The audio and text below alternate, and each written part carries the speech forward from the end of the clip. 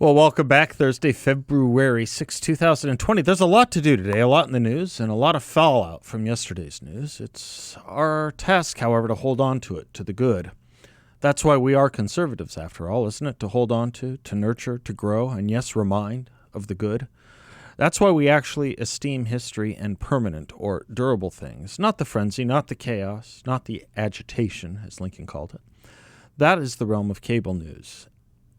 Cable news entertainment, really. That is the realm of the left. Not us, not you, not here. The durables. So, by way of backing into it, first off, happy birthday, Ronald Reagan. Happy 109th birthday. The other day, an acquaintance asked me, what makes this show different? There are so many possible answers. But the first thing I said to him is we kind of have a guiding set of principles on this show. Principles that we try to reach to every day. And they come from a fairly well-known quote of Ronald Reagan's. We feel a special attachment to this quote because the first time he said it publicly was in Phoenix in 1961. A lot of you know the quote. Quote, "Freedom is never more than one generation away from extinction.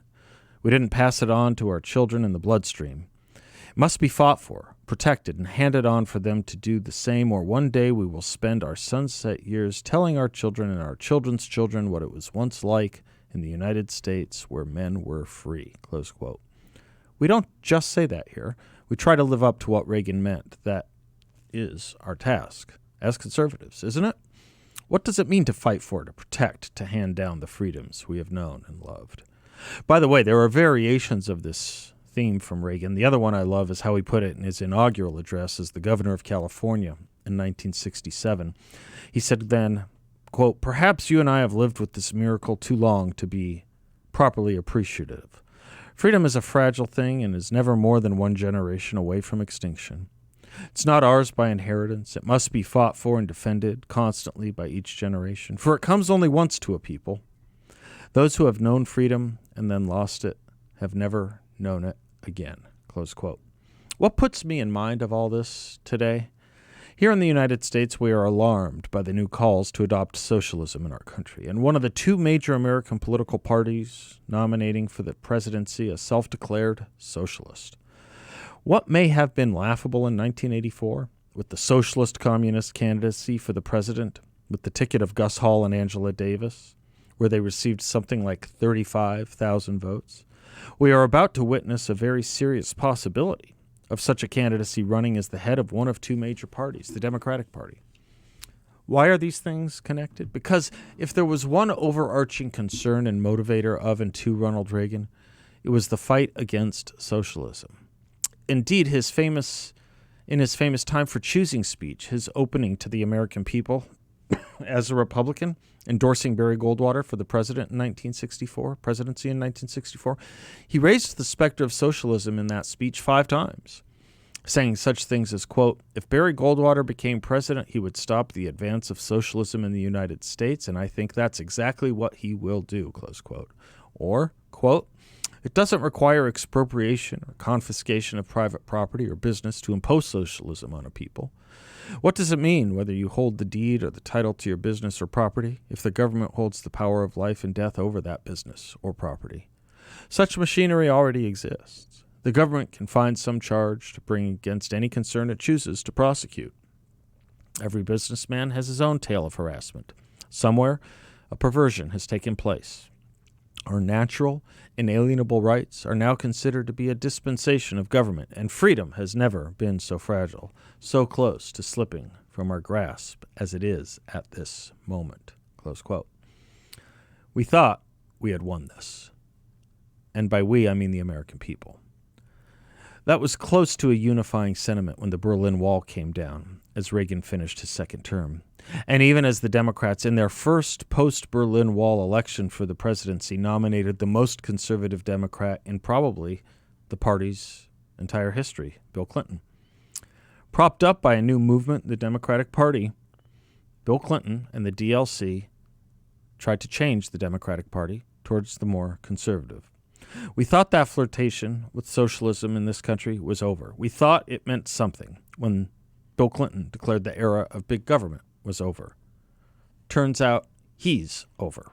Socialism is back, and more popular than ever before. Who in the world would have ever thought an American president, such as Donald Trump, would have to stand and speak to the dangers of socialism coming to America? Honestly, what has happened to us? Even as he saluted a Tuskegee airman 2 nights ago, Charles McGee, who survived fighting socialism in World War II, can you imagine what heroes like General McGee must think of the modern-day calls for recrudescent socialism here? Or what he must think of a Speaker of the House that rips up, shreds, the speech that would salute him?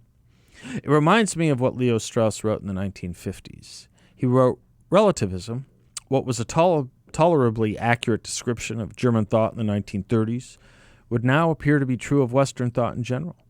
It would not be the first time that a nation defeated on the battlefield and annihilated as a political being had deprived its conqueror of the most sublime fruit of victory by imposing on him the yoke of its own thought. Whatever might be true of the thought of the American people, American social science at any rate has adopted the very attitude toward natural right, which a generation ago could still be described with some plausibility as something characteristically German. We beat them on the battlefield, in other words, but we did not impose our ideology on them. Rather, that defeated political entity is imposing its ideology on us.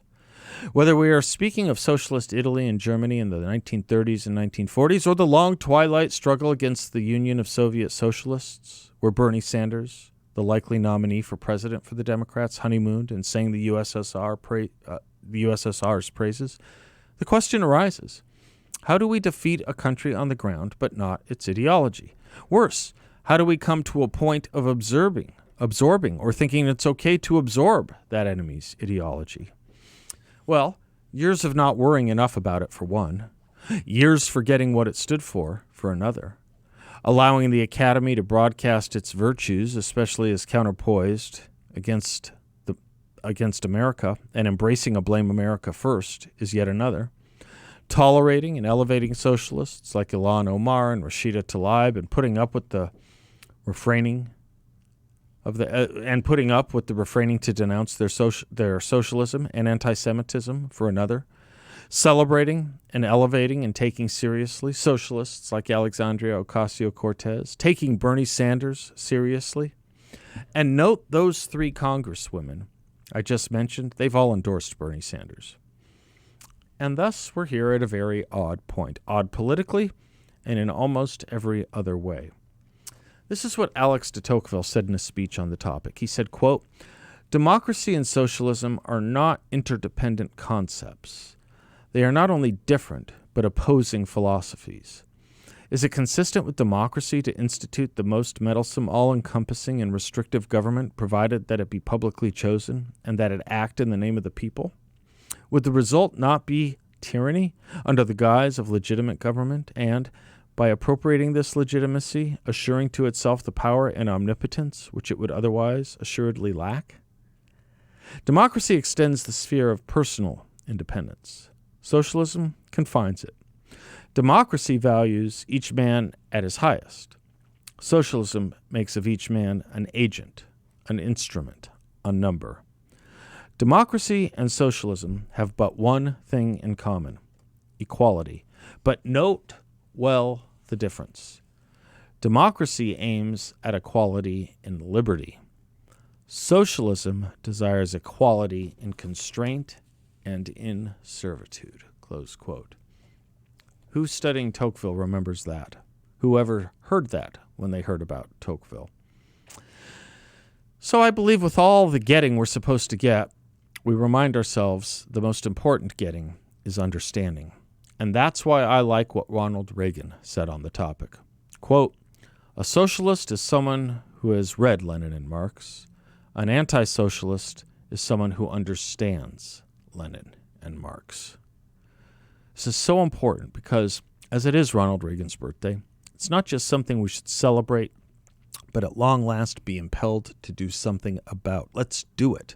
Let's talk about what it means to protect and defend and hand down freedom. Let's remember how we got to this point by taking it for granted. And let's resurrect the entirety of what Ronald Reagan tried to teach us but we have too often forgotten or ignored.